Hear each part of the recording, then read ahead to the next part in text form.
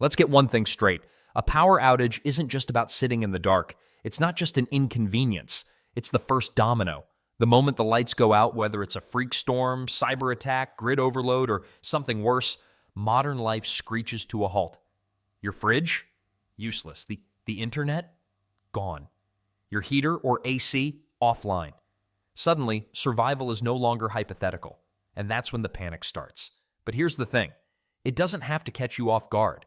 The people who make it through smoothly, they aren't lucky. They're prepared, smart, strategic, calm under pressure.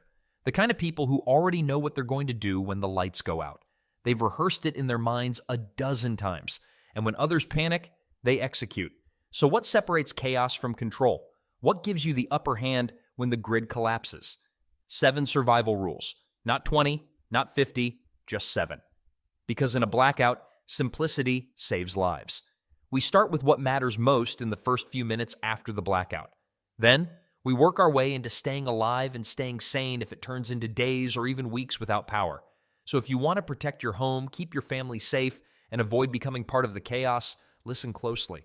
Because the grid may be fragile, but your survival doesn't have to be. Rule number 1, light first, then lock down. When the power goes out, the first instinct most people have is to check their phone or fumble with the thermostat. But seasoned preppers know better. In a sudden blackout, the very first priority before anything else is to secure light. If you don't establish visibility fast, panic sets in. Injuries happen. You stub your toe on the coffee table. Someone knocks over a lamp. Anxiety spreads like wildfire. And more dangerously, if this blackout is widespread and not just a quick flicker, your home is now a glowing invitation for bad actors unless you take action. This is why smart preppers never rely on just one flashlight tucked into a drawer. They position light sources strategically throughout the home, not as an afterthought, but as the first line of defense. Hallways, bathrooms, entryways, and basements are all lit in seconds. Some keep headlamps in easy-to-reach places. Others install solar-powered LED strips that turn on automatically after dark. The point isn't just about convenience, it's psychological dominance. When your house is the only one on the block glowing softly from within while everyone else stumbles in the dark, you've already won the first round. Lighting is more than just visibility. It's about orientation. Once you can see, you regain control. You can move quickly, you can gather your gear, you can check on family members and assess the situation calmly. And here's the thing, light makes people feel safe.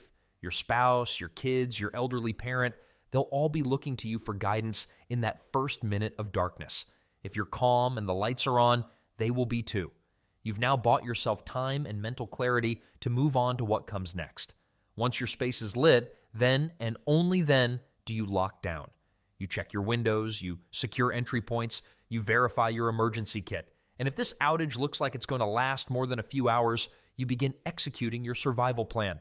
But without light, you're stumbling through a house full of obstacles, blindfolded and vulnerable. When the grid goes down, so does the illusion of order. Police may be overloaded, alarms may be disabled, and people may start thinking about what they can take instead of what they can give. It doesn't even have to be looters or criminals. Sometimes it's just neighbors who are scared or desperate. Either way, the safest house is the one that looks locked, occupied, and prepared. Locking down isn't just turning the deadbolt and calling it a day. It's checking all access points. Front doors, back doors, basement windows, garage doors, even attic hatches. It's drawing the blinds, closing the curtains, and making sure no one outside can see what's happening inside. Visibility invites trouble.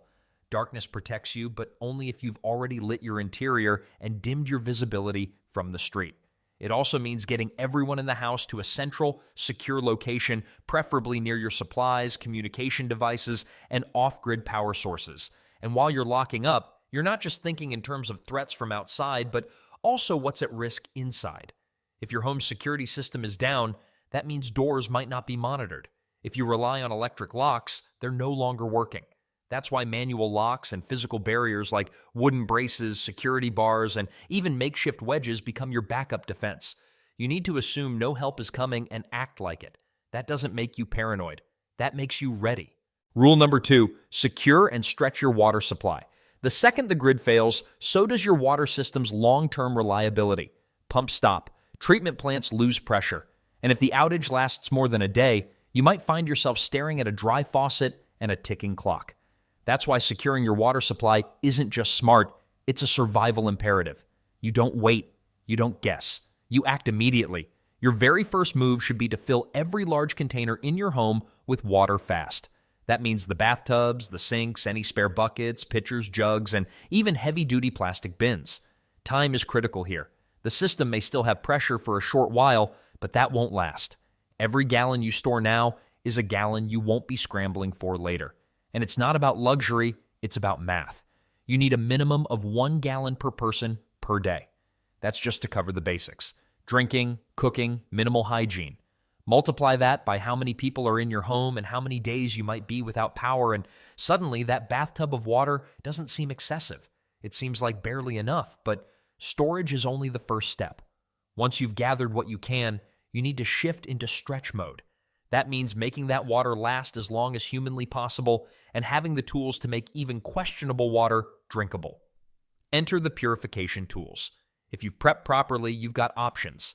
Life straws for immediate personal use, iodine or chlorine tablets for backpack-sized batches, and of course, the old-school methods like boiling. Yes, boiling still works, assuming you've got an alternative heat source like propane, a wood stove, or even a solar cooker. You bring the water to a rolling boil for at least 1 full minute. It kills bacteria, viruses, and parasites. It's simple, and it works. For longer outages, don't forget to think outside your faucet. Rainwater collection becomes a game changer if you've got the setup. Barrels, gutters, even clean tarps that funnel water into buckets. And if you don't, get creative. You can pull water from your toilet tank, not the bowl, the tank, as long as you haven't used any chemical tablets in it. You can even tap into canned goods, fruits, vegetables, beans, anything that comes packed in liquid. Drain that into a container and use it sparingly. It might not be a 5-star beverage, but it's hydration when you need it. What most people forget is that dehydration happens quickly, not in days, but in hours, especially in children, the elderly, and anyone physically exerting themselves in high-stress situations. And once you're dehydrated, your decision-making slips, your energy tanks, your morale plummets. Water is the difference between keeping a clear head and making a desperate mistake. Rule number 3, lock down food and know how to cook without power. When the lights go out, your fridge turns into a ticking time bomb and not the explosive kind. More like the kind that silently spoils your food, wastes your money, and takes your survival options down with it. That hum from the refrigerator? That's the sound of preservation. Without it, you've got a very short window before things go bad and fast. So your first move is triage. Head to the fridge, not the pantry. Start using perishables immediately. Milk, cheese, eggs, meat. If you're going to consume them, now's the time. After just 4 hours without power, your refrigerator can't guarantee safe temperatures anymore. And your freezer? Maybe a day or two if you keep the door closed, and that's a big if. Prioritize cooked leftovers, fresh veggies, and anything that would rot within hours. Think like a field medic. Save what you can, use what you must, and toss the rest before it becomes a bacterial science experiment. Once the perishables are dealt with, it's time to pivot. Shelf stable is now king. This is where your canned soups, stews, beans, meats, and freeze-dried meals earn their keep. These aren't just prepper cliches, they're nutritional lifelines. Cans of tuna, chicken, chili, or minestrone don't need refrigeration and pack calories, protein, and salt, all crucial when you're running on stress and adrenaline. Dried pasta and rice give you bulk, while vacuum-sealed packets of grains, fruit, or jerky keep for years. And yes, the foods should be familiar, because the last thing you want when the world goes dark is a picky kid refusing to eat some exotic powdered protein you bought on a whim. Familiar equals comfort, and comfort equals calm, which is critical when your house is colder than usual, your neighbors are panicking, and you're just trying to keep things steady. Now here's the part most people forget to plan for. How the hell are you going to cook? Spoiler alert, your electric stove isn't much help right now. That's why alternative cooking methods aren't just nice to have, they're survival essentials. Portable propane stoves can boil water, cook rice, heat soup, or fry meat, but only if you have the fuel, and only if you use them outside or in a well-ventilated area. The same goes for rocket stoves, small, efficient burners that run on twigs and small kindling. Solar ovens are another underrated tool. They work even in cloudy conditions and let you bake, simmer, or dehydrate without any fuel source at all. It's cooking at the speed of sunlight, slower, sure, but clean, quiet, and safe. You'd be amazed what you can do with a reflective box and some patience. Bottom line, in a blackout, food is more than just fuel. It's morale. It's control. It's the feeling that you've still got some power in a powerless situation, but it only works if you plan for it. Rule number 4, control temperature to survive the elements. Whether it's the dead of winter or the height of summer, temperature isn't just a comfort issue, it's survival. And if you're not prepared to regulate your environment manually, you're going to find out just how brutal nature can be when you take away the thermostat. Let's start with winter, because cold is a silent killer. It doesn't always feel dangerous right away, but when the chill sets in, hypothermia creeps up quicker than most people think. First step, pick your survival zone. You're not heating the whole house, you're heating a single room. Tent it off with thick blankets, plastic sheets, or even tarps. The goal is insulation, trapping the warm air you generate and keeping the freezing air out. Once you have your emergency shelter inside your house, pile on the layers. Wear multiple sets of clothing, wrap yourself in Mylar blankets, and if you have sleeping bags rated for cold weather, use them. They're engineered to trap body heat, and in a blackout, your own heat is one of the only sources you've got. Use emergency blankets not just on your body, but on the windows and even walls. It's all about reflecting and retaining warmth. And don't underestimate the power of shared heat. Huddle with family members or pets under layered bedding. Humans are radiators. When clustered together, body heat can raise the temperature inside a small tented room by several degrees. Add in hot water bottles heated over a propane stove or with leftover warmth from the day, and you've got a way to stay above freezing without electricity. Even heat-storing bricks, warmed cautiously by fire or sunlight, can radiate gentle warmth for hours once tucked under a blanket or placed near your body. Now let's talk summer, because heat is no less deadly. When temperatures rise and there's no AC to save you, your mission is to avoid overheating. Start by sealing up the house during the day. Keep blinds closed, windows shut, and use towels or reflective foil to block out direct sunlight. But when the sun goes down, reverse it. Open up everything to let cooler air circulate. Cross ventilation is your friend. Open windows on opposite sides of the house to create a breeze. Use battery-powered or crank fans to assist the airflow, or hang damp cloths in front of open windows to create a makeshift evaporative cooling system. It's not luxury, but it helps. Hydration is absolutely critical in heat. But just as important is finding shade, limiting physical activity, and keeping your body cool with wet towels or sponge-down clothes. Focus on staying wet and staying shaded, the two best defenses against heat stroke. And remember, some basements stay significantly cooler during hot days. If you have one, make it your heat refuge. Add reflective insulation to windows and doors to help prevent the indoor temperature from rising in the first place. And here's the non-negotiable safety warning. Never ever use gas stoves, charcoal grills, or kerosene heaters inside to try and warm a space. The carbon monoxide buildup is silent and lethal. You won't smell it. You won't see it. But it will kill you. Every year during winter blackouts, people die trying to heat their homes this way. Don't be one of them. Rule number 5, stay connected, informed, and ready to signal. When the power goes out, one of the first things people panic about is communication. And the backbone of emergency communication is the humble, battery-powered radio. Unlike smartphones, radios don't rely on cell towers or internet connections. If you have a reliable battery or crank radio, you can tune in to local emergency broadcasts, weather updates, and official instructions even when all else fails. Crank radios are especially valuable because they don't depend on batteries alone. You can generate power yourself by turning a handle, keeping your radio alive for days or weeks if necessary. Don't forget your car radio either. If your car still has fuel, it's a valuable tool for picking up AM/FM signals in emergencies. Keeping your car's gas tank topped up is always a smart preparedness move. Speaking of power, keeping your phone charged when the grid is down can feel impossible, but it's not.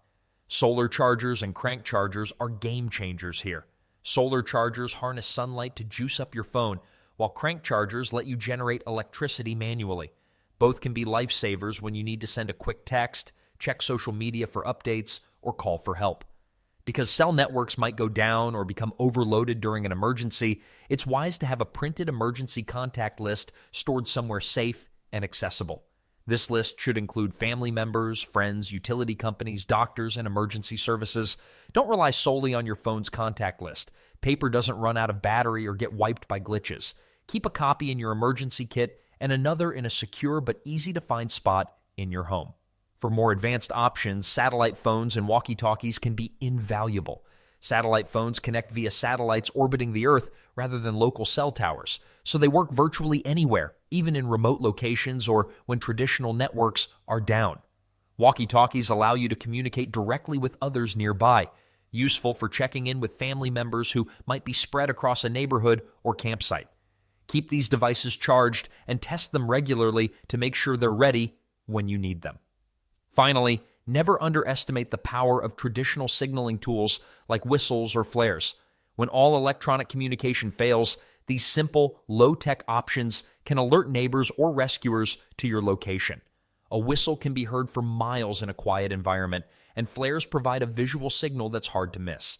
Keep these in your emergency kit and know how to use them safely. Rule number 6, protect your health, sanitation, and medications. Without electricity, everyday routines get disrupted, and that means you need to be extra vigilant to prevent illness, manage any medical conditions, and maintain cleanliness. First off, personal hygiene can't be overlooked.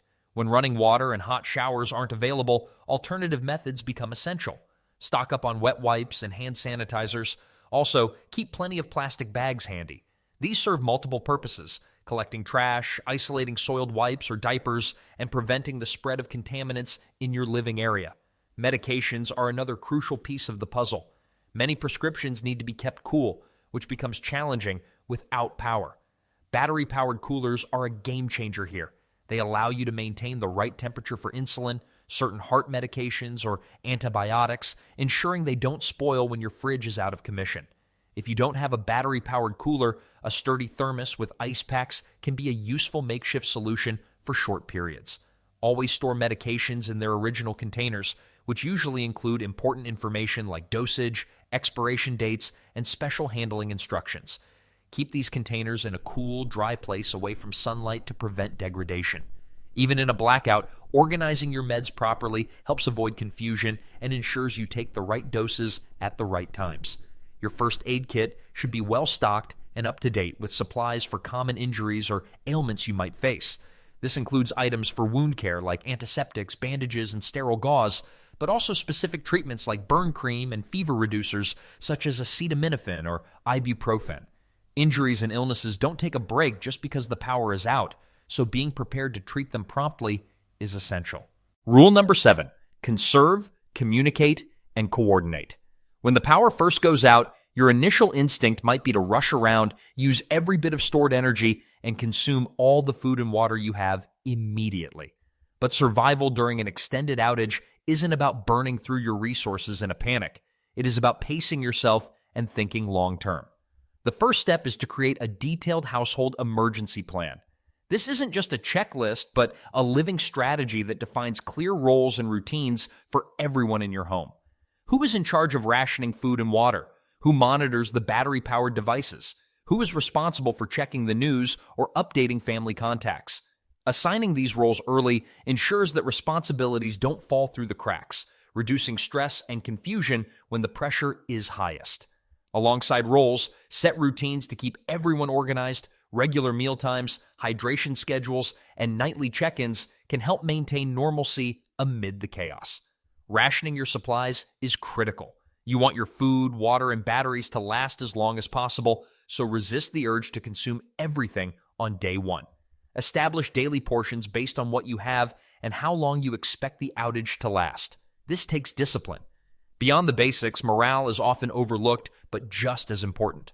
Boredom, stress, and anxiety can wear down even the toughest individuals. So, prepare to nurture your mental health by keeping entertainment options handy. Books, card games, arts and crafts supplies, or puzzles can all provide much-needed distractions. Even better, take advantage of the power outage to reconnect with your family or housemates through conversations and storytelling. In any emergency, community matters. Check on neighbors regularly, especially those who are elderly, disabled, or otherwise vulnerable. Offering help and sharing resources not only builds goodwill, but creates a network of support where information and aid flow more freely. When everyone watches out for each other, the whole neighborhood becomes safer and more prepared to face challenges together. Financial preparedness is another key factor to keep in mind. Without power, credit cards and electronic payments may be down, so having cash on hand is essential for any urgent purchases or unexpected needs. Important documents like IDs, insurance papers, and medical records should be stored safely in waterproof and fireproof containers. Also, prepare yourself mentally for the possibility that the outage may last longer than initially expected. Staying off-grid isn't easy, but thinking ahead about how to extend your resources and manage uncertainty will keep you calmer and more capable. These 7 survival rules aren't just tips, they're your roadmap to staying safe, sane, and strong when the power fails. Remember, survival is as much about mindset as it is about gear.